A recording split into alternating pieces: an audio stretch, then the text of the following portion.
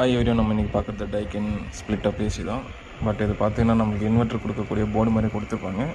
But போகிற latest model டைக்கின் இதை பார்த்தீங்கன்னா யூவிடபிள்யூ மோட்ரு ஓகேங்களா கனெக்ட் பண்ணியிருக்கேன். என்ன கம்ப்ளைண்ட்னா டோட்டலாகவே டெட் கண்டிஷன் போர்டு வந்து ஆன் ஆகலன்னு கொடுத்துருந்தாங்க.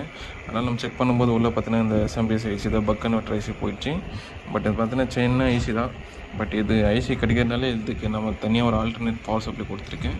அதாவது 2 ஆம்ஸ் நல்லா ஸ்டாண்டர்டாகவே இருக்கும். 2 ஆம்ஸ்னும் போது நல்லா எந்த ஒரு ஹை வோல்டேஜ் இருந்தாலும் தாங்கக்கூடிய கெப்பாசிட்டி இருக்கும்.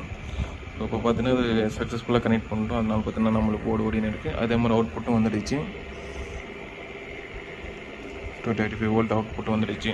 போர்டு பார்த்தீங்கன்னா பக்காவாக ரெடி ஆகிடுச்சு. இப்போ பார்த்தீங்கன்னா போர்டு அதனால் போர்டு தான் சேஞ்ச் பண்ணணும்னு அவசியம் இல்லை. இது மாதிரி ஒர்க் பார்த்தா போதும், போர்டு வந்து பக்கா ரன்னிங் கண்டிஷன் ஆகிடும். Thank you friends. ஏன்னா இது நம்ம பேர்னாமெட்லேருந்து கொடுத்து அனுப்பிச்சிருந்தாரு. ஆகிய நம்ம பேர்னாமெட்டுக்கே கொடுத்து அனுப்பிச்சிடலாம்.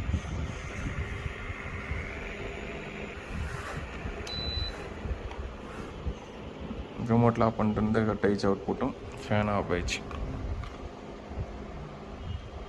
ஸோ இதுதான் இந்த பக் கன்வெர்ட்டர். இந்த ஐசிக்கு பதிலாக இதை ரீப்ளேஸ்மெண்ட் பண்ணி கொடுத்துருக்கோம்.